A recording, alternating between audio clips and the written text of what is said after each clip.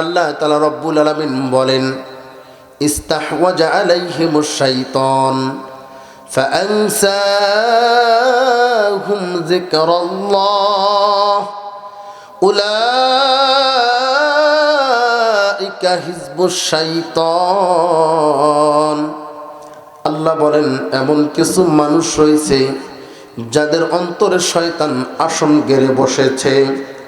ফাআনসাহুম যিকরাল্লাহ, তাদের অন্তর থেকে আমার আল্লাহর জিকির, আমার আল্লাহর বিধান, আমার আল্লাহর কোরআনকে ভুলিয়ে দেওয়া হয়েছে। কোরআন শুনলে তাদের ভালো লাগে না, সহ্য হয় না। উলাইকা হিজবুশ শাইতান, আল্লাহ বলেন ওরাই হলো শয়তানের দলের সদস্য। বোঝাতে পারি না?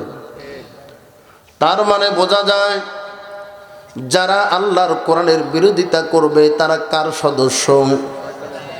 এমন শয়তানের দলের সদস্য আমাদের মধ্যে আছে। আছে?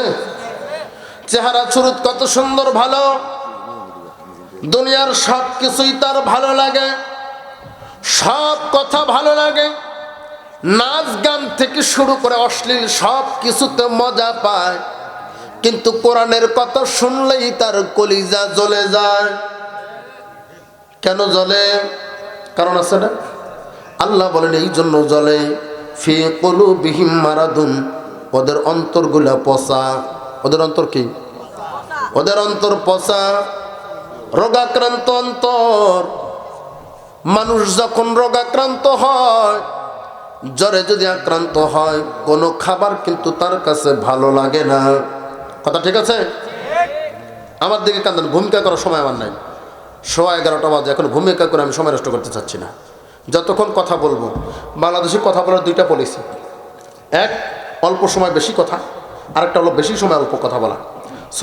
সূরা ইখলাস তেলাওয়াত করে 2 ঘন্টা কথা বলার পরে বলে সময়ের অভাবে সূরা ইখলাসের অনুবাদ করতে পারলাম না। থাপড়ায় স্টেজ থেকে নামা যায় দরকার। পাগল কোথাকার! সূরা ইখলাসের অনুবাদ করতে 2 ঘন্টা লাগে। আছে না? মানে ওর ভিতরে মাল নাই, বাড়ি করবো কি? আবার মুফতি সাহেবকে দেন, উনি 10 মিনিটে যে কথা বলবে আমাদের মতো বক্তা 10 ঘন্টায় বলতে পারবে না। ওনার কথা পছন্দ হবে না, কারণ উনি তো আর আমার মতো সুর দিয়ে বলতে পারবে না। আমরা দেখি কত সুর আর কত দূর, কথা কয় না? খাওয়ার সময় কিন্তু দেশি মুরগি আমরা পছন্দ করি, হ্যাঁ নাকি ব্রয়লার?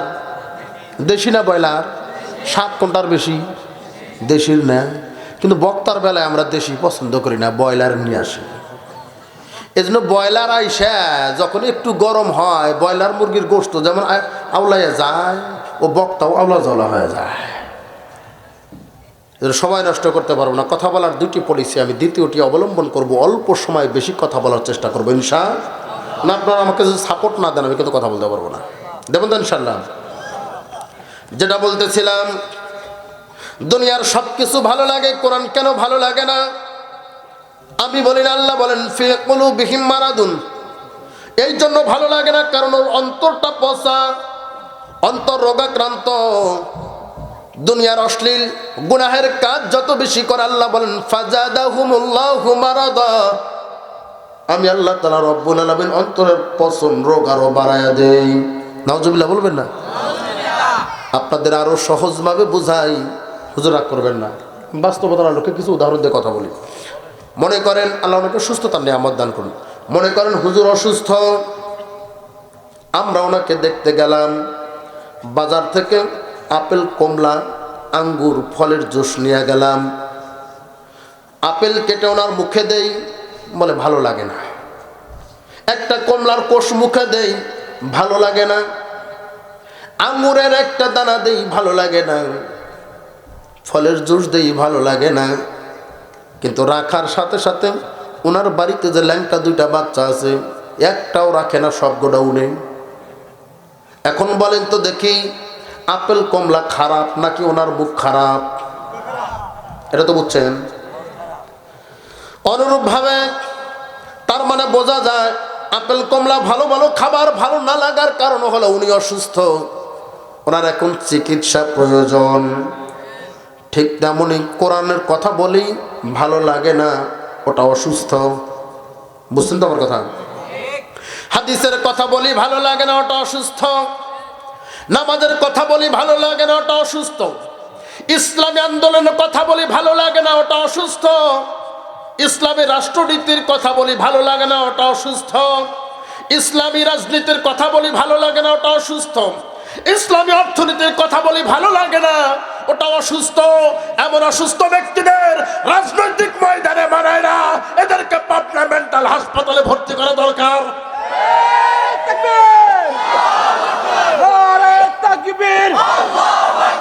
আল কোরআনের আলো সংসদে জালো। কথা ঠিক আছে? বুঝবেন না মানে বুঝাই ছাড়ব।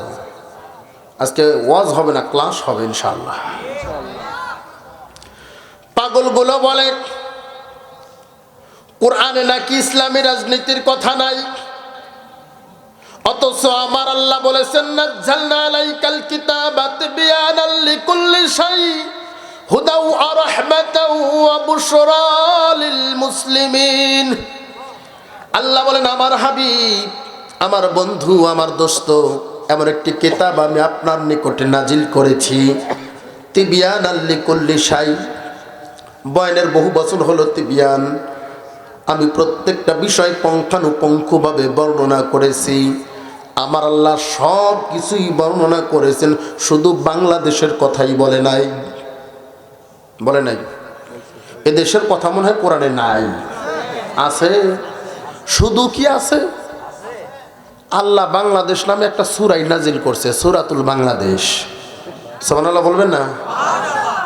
বলবেন হুজুর এই সূরা আবার কোত্থেকে নাজিল করলেন? 114 সূরার মধ্যে তো আমরা বাংলাদেশ নামে তো সূরা পাই নাই। কে বলছে না পান নাই? আপনি সারা জীবন আরবিটা পড়ছেন, বাংলা নিয়ে তোর গবেষণাই করেন নাই। 29 পারা প্রথম সূরা সূরাতুল মুলক। মুলক মানে রাষ্ট্র, বাংলাদেশও একটা রাষ্ট্র। ঠিক আছে কথা? অতএব সূরা মুলক দ্বারা আমার আল্লাহ রাষ্ট্র পরিচালনার কথা বলেছেন। আল্লাহু আকবার। তাহলে দেশের নামে সূরা আছে? পাগল তুমি খুঁজে পাও না? পেটে বোমা মারলে প্রস্রাব পায়খানা ছাড়া একটা কোরআনের হরফ বের হবে না। এই মানসিক প্রতিবন্ধীগুলো বলে যে রাজনীতির সাথে কোরআনের সম্পর্কই নাই। তাহলে আল্লাহ দেশের নামে সূরা নাজিল করেছেন, অতএব কোরআন দিয়ে দেশের কথা বলা দরকার। দরকার? ওই দেশটা কেমনে চালাবেন তার জন্য একটা পার্লামেন্ট দরকার, যেই জায়গায় বসে রাষ্ট্র পরিচালনা করার জন্য মত বিনিময় হবে, বাৎসরিক বাজেট পাস হবে, আইন প্রণয়ন হবে। অতএব সেই সংসদের কথা আল্লাহ মনে হয় কোরআনে বলে নাই। বলেছেন? শুধু কি বলেছেন? আমার আল্লাহ কুরআনুল কারিমে একটি সূরা নাজিল করেছেন, সূরাতুল সংসদ। সুবহানাল্লাহ বলেন না? আপনারা মানে হতবাক হইতেছিল, হুজুর কোত্থেকে আসলো আজগবি সূরা নাজিল করতেছি। এ সূরা তো জীবনে শুনি নাই। আছে না নাই? আমার আল্লাহ কুরআনুল কারিমে একটি সূরা নাজিল করেছেন, সূরাতুশ শুরা।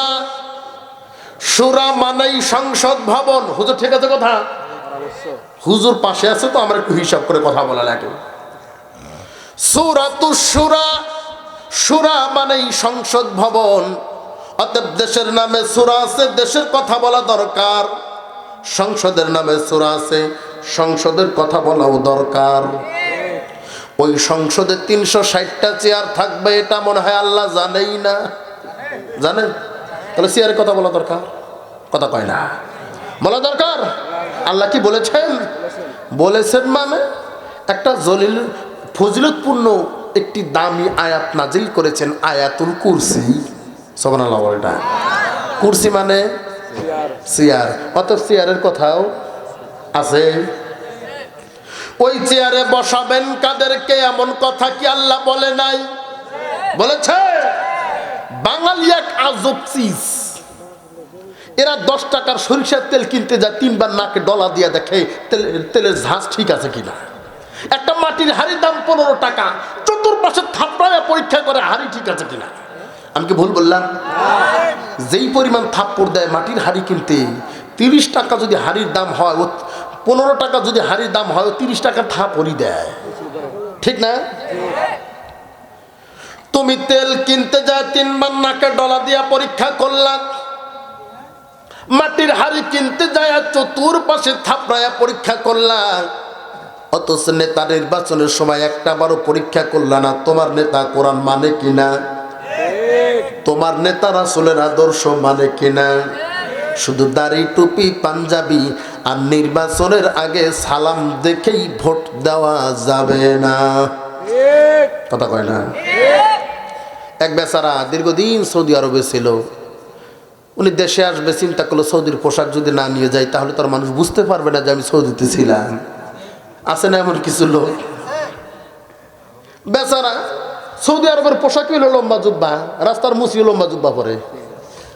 বেচারা কিছু জুব্বা ভালো পোশাক আদি নিয়ে আসছে, আসরের পরে বাসা থেকে বের হয়েছে, পরেছে লম্বা একখান জুব্বা, মাথায় দিয়েছে রুমাল, তার উপরে পড়েছে সুন্দর একখান তাজ। বেচারার মুখস্থ শুধুমাত্র সূরা নাস, কিন্তু চেহারা শুরুতে এমন যেমন গোরস্থান কেন্দ্রীয় মসজিদের খতিব ওই লোকটাই। বাজারে গিয়ে উপস্থিত, হুজুর অসুস্থ, ইমাম সাহেব অসুস্থ, মুয়াজ্জিন সাহেব অচল, এর নামাজ পড়াবে কে? লম্বা পাঞ্জাবি যার ইমামতি তার, কথা কয় না? লম্বা পাঞ্জাবি যার ইমামতি তার, লোকটার ধাক্কায় এ বেচারা মনে মনে বলে হায় হায়, ইমামতি এতটাই ফাও, লম্বা পাঞ্জাবি দেখলে সামনে যাও। পেছন থেকে বলতেছে বাপ, তোমার যে পাঞ্জাবির ভাব, তোমাকে পেছনে রেখে আমরা সামনে গেলে হবে মহাপাপ, অতএব তুমি দেওয়ার একটা ধাপ। কি আর করা, রাকাতে সালাতে লম্বা পাঞ্জাবি পরা ঠেলাতে আল্লাহু আকবার। বেচারা সূরা ফাতিহা পড়ে যেই দিয়েছে সূরা নাসের টান, পেছন থেকে বলতেছে আহ জুড়ায় গেল প্রাণ, এই না হলো সৌদির ইমাম। রুকুতে যায় সবাই পড়তেছে সুবহান রাব্বিয়াল আযীম, আরে বেচারা চিন্তা করতেছে তোমরা তো খুশি হইছো ভাই, দ্বিতীয় রাকাতে উঠে পড়বো কি, আমার তো বুঝি নাই নাচের পর কিছু আছে, কি পড়বে? সিজদা যায় সবাই পড়তেছে সুবহান রাব্বিয়াল আলা, আর ওই বেচারা মনে মনে চিন্তা করতেছে আর বলতেছে মোকসেদ পিঠ বাঁচাইতেছে এলে তাড়াতাড়ি পালা, কারণ এই মুহূর্তে পালানো ছাড়া কোনো উপায় নাই। দেশের মানুষ যেই খেপা খেপছে, ওরা এখন সিজদা আছে, কেউ যেন না বোঝে, আরামে পালায়া যায়, আমার তো পিঠ বাঁচানো লাগবেই, কথা কয় না? আরামসে ইজাতিকে সিজদার মধ্যে রাইখা আদা জল খাওয়াইয়া গাদা বানায়া পালায়া গেল, 45 মিনিট সময়ও পাইল না, বোঝে নাই, কথা ঠিক আছে? ইমাম সাহেব নাই, পেছন থেকে মুসল্লিরা ভাবে ব্যাপার কি, এত সময় যায় কে? দু একজন আছে না আছে না, একটু দেরি হলে সিগন্যাল দেয়, হুজুর আমার কখন শেষ হয়েছে, আপনি এখনো শেষ করেন না। আর একজন খোসা মেরা বলাই, জানোস না এটা সৌদির ইমাম, লম্বা সিজদা দেয়, হুজুর এখন মেরাজে আছে, 10 মিনিট হয় হুজুর ওঠে না, কতক্ষণ আর থাকা যায়। পেছন থেকে এক মুরব্বী বলতেছে ওঠো বাপ, আমার উজু যায় যায় ভাব। আর এক মুরব্বী পিছিয়ে একটা খোঁচা দিয়ে বলতেছে দেখ তো ও আছে না গেছে, ও যদি জীবিত থাকে তাহলে তো ওঠার কথা, ওঠে না কে?